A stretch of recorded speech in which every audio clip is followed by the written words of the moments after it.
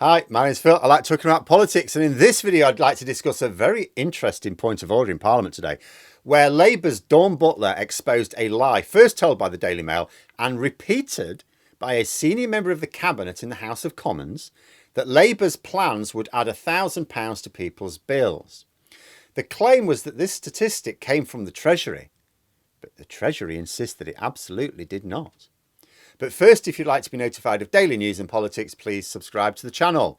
So it is a common Tory trick in both the client media and amongst the parliamentary party to turn a Labour spending plan into an income tax on the lowest paid workers. Oh, it's going to cost you this much. Happens all the time, as if income tax were the only way for the government to raise revenue.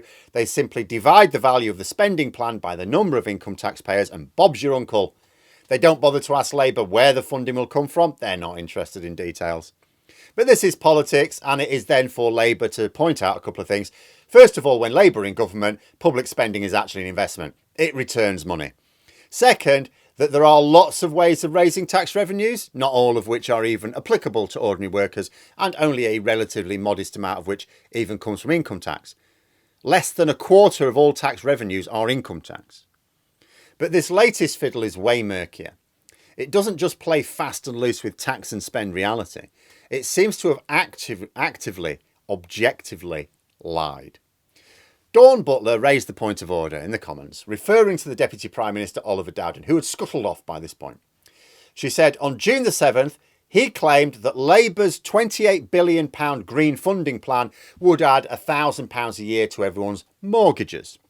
Butler also noted that the claim was made in the House of Commons a day after the Daily Mail had published the claim, saying the figure came from Treasury analysis. As a result, the Treasury was asked by the UK Statistics Authority how they worked the figure out, because it was a confusing one, and the Treasury said, no, the statistic did not come from us at all.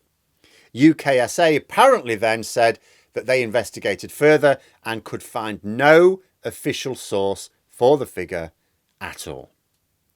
Butler then went on to refer to the ministerial code, which says that, of course, any minister who makes an inadvertent error in saying anything to the House must come back and correct the record at the earliest possible opportunity.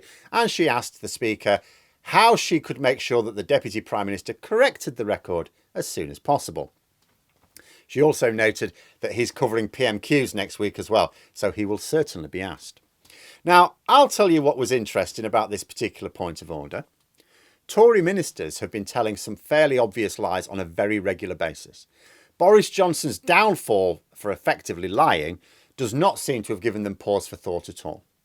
Indeed, I discussed two absolute whoppers from Dowden in my review of PMQs today, and they will not have been the only ones. And these points of order, they're raised all the time because ministers are telling stupid, obvious lies all the time. Now, ordinarily, the Speaker or the Deputy Speaker, depending on who's in the chair, the usual procedure is, because I've seen quite a few of these points of order recently, is they note the statement, they said, you've made your point, and they say that it is the responsibility of the minister in question to correct any inadvertent error. In other words, the Speaker cannot force them to come and correct the error. But the response from the chair is always very general, as if, I'm not saying they have lied. I am just saying that if they have misled the House, yes, absolutely, they have a duty to come and correct the record. But I'm not saying they have anything to correct. That is the usual position. Doesn't explicitly agree that the House has been misled. But on this occasion, the Speaker, Sir Lindsay Hoyle, he went through the general position that it was Dowden's responsibility, but he also added that he felt sure that the Deputy Prime Minister would come to correct the record. In other words, the false information given by Dowden to the House, which may or may not have been inadvertent, I don't know, maybe he just believes things in the Daily Mail. But the false information has been so clearly demonstrated to be false that Hoyle did not bother to give the usual neutral response. He spoke as if it was blindingly obvious that Dowden had said something incorrect and that he did indeed have a duty to correct that information, not just inadvertent errors in general, this one specifically. And if he doesn't, I would expect an issue to be made of it. In fact, this lie has been so thoroughly debunked, I actually do think, genuinely, Dowden will probably correct the record next week. But there we are. Those are my thoughts. Let me know yours in the comments below. I hope you found the video interesting. If you did, please click the like button, And if you'd like to support the channel further, the join button for memberships. And until next time, I'll see you later.